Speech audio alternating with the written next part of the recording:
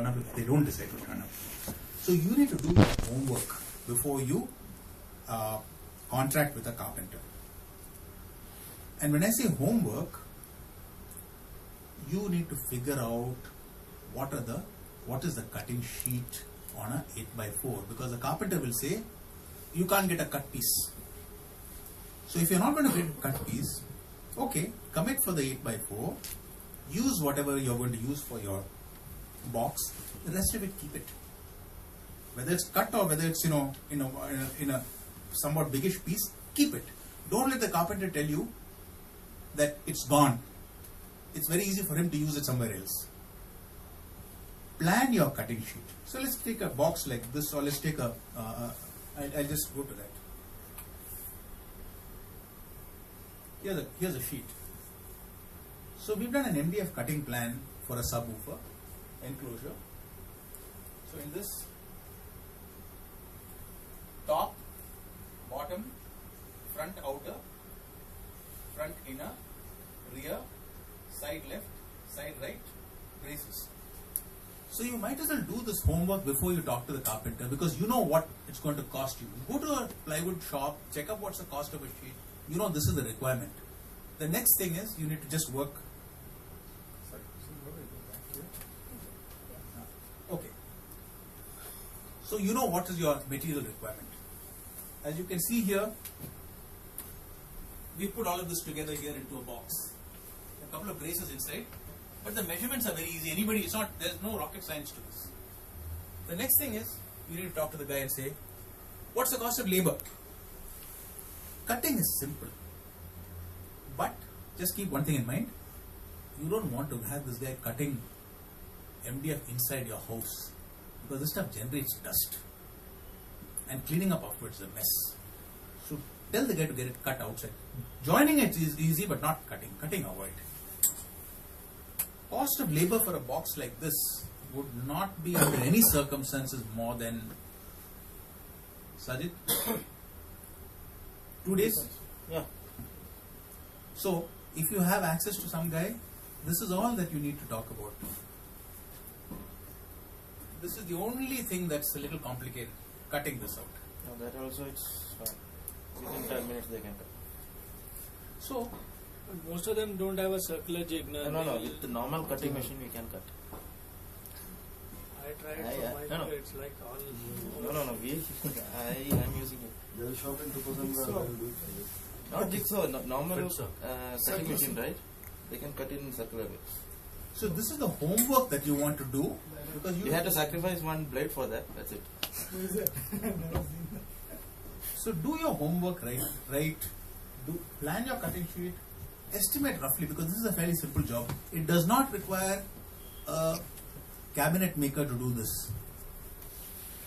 And then all you need to do finally is wiring and assembling it. Make it airtight, mount the amp either into the enclosure or separately.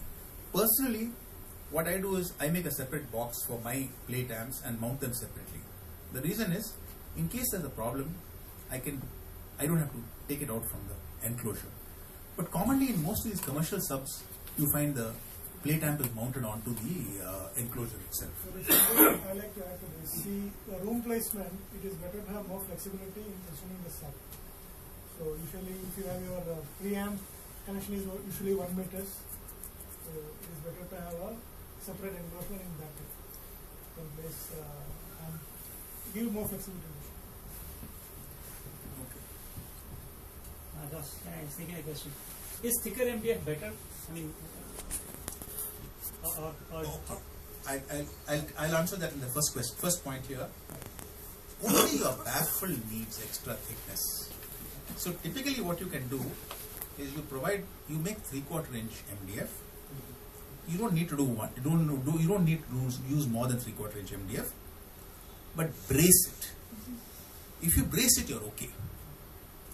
And the reason why you're doing this in front is because your driver is mounted on this. So in answer to your question, thicker doesn't necessarily translate into better. Should you choose to, you can put a layer of decorative on top. So I do that.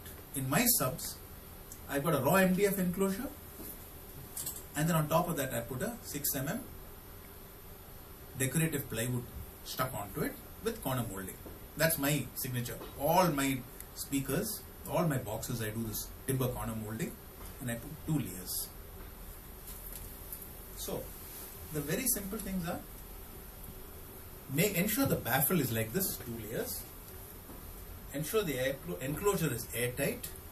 You know, Rajesh was talking earlier about joining. I fully agree with what Anthony said. You got to be innovative. The usual way carpenters do it is they have clamps. So what you do is, you put this, you put the clamp and tighten it, and then leave it overnight. The Fevicol dries, and then you do the front and the back. You don't have to do everything together. So do this by all means. Do this or this, but whatever it is, do make sure that your enclosure is airtight. Do the calculation. Don't make the enclosure too small. After all, there's no way you're going to make a box with less than 1 sheet. You're going to buy a sheet of MDF. So when you're getting a sheet of MDF, do the cutting diagram properly. It's very easy to make 2 or 3 liter, 2.5, 3 liter sub, and you're not going to save money by making it 2 liters or less. I mean by 2 CFT or less. So make sure the enclosure is of the right size. The calculation is there, it's easy to do. Finally, don't make a downfiring design unless your sub driver is suited for it. The cone will sag if the driver is not designed to operate in a downfiring mode. So